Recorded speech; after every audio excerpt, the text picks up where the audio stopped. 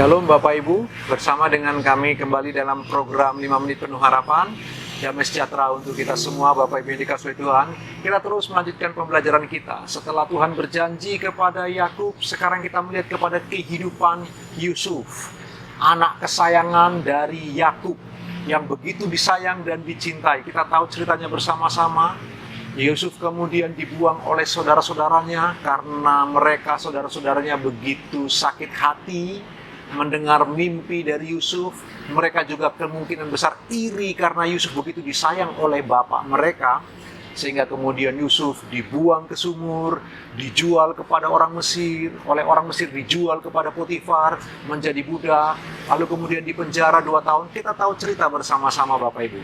Karena itu coba kita melihat lebih jauh lagi Bapak Ibu. Setelah kemudian dia menjadi Perdana Menteri, orang yang paling berkuasa di Mesir Bapak Ibu, kehidupannya menjadi begitu luar biasa. Lalu Yusuf kelihatannya menikah dengan anak dari imam yang ada di Mesir.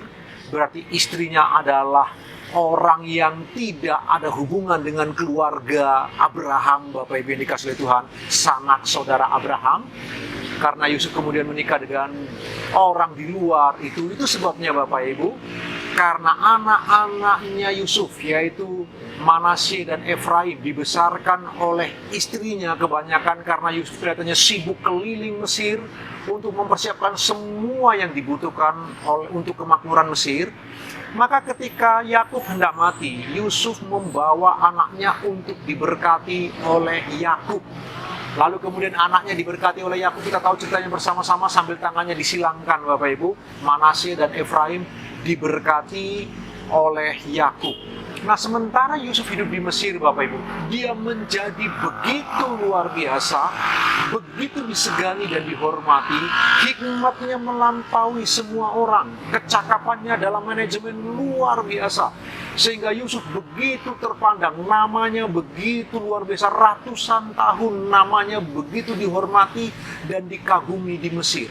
Tahukah Bapak Ibu yang dikasihi Tuhan, para sarjana mengatakan, jika Yusuf bersedia dikubur, mati dan dikuburkan di Mesir, maka Yusuf akan menempati piramida yang paling besar.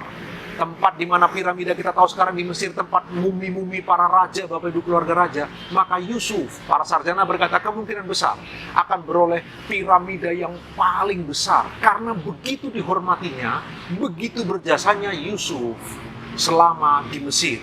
Bapak Ibu, ayo kita renungkan bagian ini. Dalam cerita keturunan Abraham ini, setelah Abraham, Ishak dan Yakub, sekarang cicitnya yang bernama Yusuf. Di negeri asing, tetapi tidak kemudian hidup sesuai dengan nilai-nilai negeri asing. Dia begitu berhati-hati, punya hikmat yang luar biasa. Sebagai anak pilihan atau umat pilihan Allah, Yusuf berkarya luar biasa. Janji Allah begitu nyata kepada Abraham, kepada Ishak, kepada Yakub. Sekarang kelihatan bagaimana Allah yang berjanji kepada Abraham bahwa melalui kehadirannya bangsa-bangsa diberkati. Sekarang perhatikan, Abraham tidak ada lagi, tapi melalui keturunannya Yusuf, Mesir diberkati luar biasa. Bukankah janji Allah juga kepada Ishak, janji Allah juga kepada Yakub bahwa anak mereka, keturunan mereka akan menjadi diberkati Tuhan luar biasa? Dan melalui Yusuf kita bisa melihat Bapak Ibu, berkat janji Allah itu dinikmati bukan hanya oleh keluarga Yakub, tetapi oleh semua penduduk Mesir, bahkan dunia di zaman itu.